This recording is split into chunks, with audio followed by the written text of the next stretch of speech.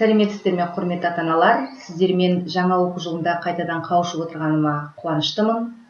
Биылғы жыл біздің балаларымыз үшін де, жалпы республикадағы барлық оқушылар үшін де ерекше жыл. Себебі жылдағы дәстүрлідегідей емес, оқыту формасы өзгеше, біз қашықтықтан оқитын боламыз. Ендеше бүгінгі республикалық ата-ана жиналысының мақсаты осы қашықтықтан оқыту форматын сіздерге таныстыру және түсіндіру жұмыстарын жүргізу болып табылады. Тақырыбы да жаңа оқу жылында балаларды оқыту туралы деп аталады. Өткізу күні бүгін 20 тамыз бүкіл республика көлемінде. Ата-аналар жиналысының мақсаты коронавирустық инфекцияның таралуына жол бермеуге байланысты карантиндік шаралар жағдайында жаңа 2020-2021 оқу жылында оқытудың ерекшеліктері туралы ата-аналарды, балалардың заңды өкілдерін хабардар ету. Енді бүгін күн тәртібіндегі сұрақтар: жаңа оқу жылындағы оқу форматтары, яғни қандай оқу форматында оқитын боламыз? Оқытудың штаттық режимде санитарлық талаптарды сақтау, бұл енді төменгі сыныптарға, әзірше бастауыш сыныптарға ғана қатысы бар. Қашықтан оқыту баланың мінез-құлық ережелері және жұмыс орны туралы болмақ. Қашықтан оқытуды жүзеге асыратын білім беру интернет платформасымен танысу. Жаңа оқу жылында білім алушыларды бағалау жүйесі, баланың оқу режимі және демалысы, баланы өздігінен оқуға қалай ынталандыруға болады, балалардың интернеттегі жұмысын ата-аналардың бақылау ережелерімен танысу, ата-аналар мен балалардың қарым-қатынас психологиясы. Бірнеше мәселе болғаннан кейін мен сіздерге жылдамырақ қысқадан нұсқа таныстырып өтейін. Жалпы қашықтан оқытудың өзіндік ерекшелігі бар екенін білесіздер. Алайда бұл бізге таңсық дүние емес. Өткен оқу жылының 4-ші тоқсанын біз қашықтан оқыған болатынбыз. Әрине, ол бірінші рет біздің тәжірибемізде орын алғаннан кейін көптеген кемшіліктер де, қиыншылықтар да, түсініспеушіліктер де болып жатты. Балалар тарапынан болсын, ол мұғалім тарапынан, ата-ана тарапынан болсын. Дегенмен біз осы жазғы демалыс аралығында республика көлемінде ғылым және білім министрінің жасаған жұмыстары өте зор. Ол білім беру платформаларын оңтайландыру деген секілді, немесе интернет желісіндегі ақаулықтарды жөндеу, немесе оқушылардың жаңағы кейбір шамасы келмей жатқан оқушылардың компьютермен немесе интернет желісімен қамту деген секілді осындай түйткілді туындаған мәселелердің барлығы шешімін тауып, осы оқу жылында көптеген жаңалықтар енгізілуде. Сол жаңалықтар туралы сіздерге түсіндіріп бермекшімін. Жалпы биылғы оқу жылында, яғни 2020-2021 оқу жылында оқу форматы бірнеше түрде болмақ. Бірінші оқу үрдісі қашықтан мектеп алды 1-11 сыныптарда ұйымдастырылады. Қашықтықтан ұйымдастырылады. 1-4 сыныптар оқушылар үшін ата-аналарының өтініші бойынша сыныпта 15 балаға дейінгі контингенті бар кезекші сыныптар ұйымдастырылады. Енді бұл бастауыш сыныптарға қатысты.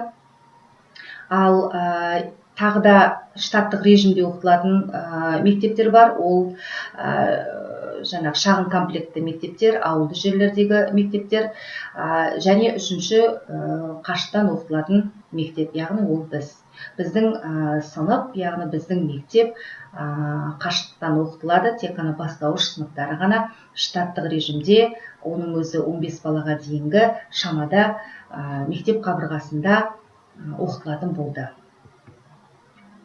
Енді мына парағы бізге қатысты емес, сол штаттық режимде оқитын сыныптардың ерекшелігі туралы жазылған.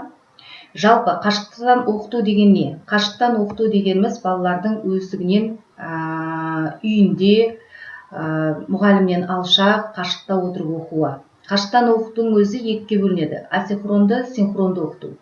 Синхронды оқыту дегеніміз мұғаліммен көзбе-көз, жүзбе-жүз дәл бір уақытта кіріп оқуды синхронды оқыту дейді. Мысалы, мен сағат 10-да деп кестеге сәйкес 10-да деп жариялаған болсам, бүкіл сыныптағы балалар сол 10-да кіріп, жарты сағатқа мөлшерлесем, жарты сағатта оқып, бір уақытта кіріп, бір уақытта оқуды синхронды оқыту дейді. Ал асинхронды оқыту дегеніміз көбінесе жаңағы мұғалім тапсырмаларды береді, бірақ бала сол күні бойы өзіне ыңғайлы уақытта ашып, оқып, танысып, жаңағы өздігінен оқуға мүмкіншілік алады. Енді біздің биылғы оқыту жылында асинхронды түрде де, синхронды түрде де, кейде аралас түрде де өтеді. Енді ол тақырыптың күрделілігіне байланысты, жаңағы интернет желісінің жұмыс істеуіне байланысты осы екі түрде жүзеге асатын болады, синхронды да, асинхронды түрде. Енді синхронды түрде оқыту кезінде әсіресе WhatsApp желісі және Zoom платформасы пайдаланатын болады. Себебі Zoom дегеніміз жаңағы Skype бұрынғы атауы, Skype секілді бірде қосылып, балалардың барлығы сол жерде білім алатын болады.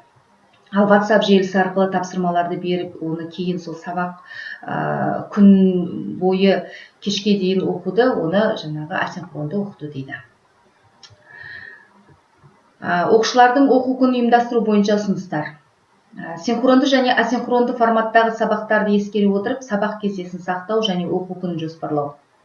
Ол өткен оқу жылында да болған, арнайы кесте жасалынады. Сол кестеге сәйкес балалар жаңағы пәндерді оқытылатын болады. Күніне 3-4 пәннен немесе кейде 5 пәннен де оқытылуы мүмкін. Оқу материалдарын оқу, игеру және белгіленген кестеге сәйкес пәндер бойынша оқу тапсырмаларын орындау.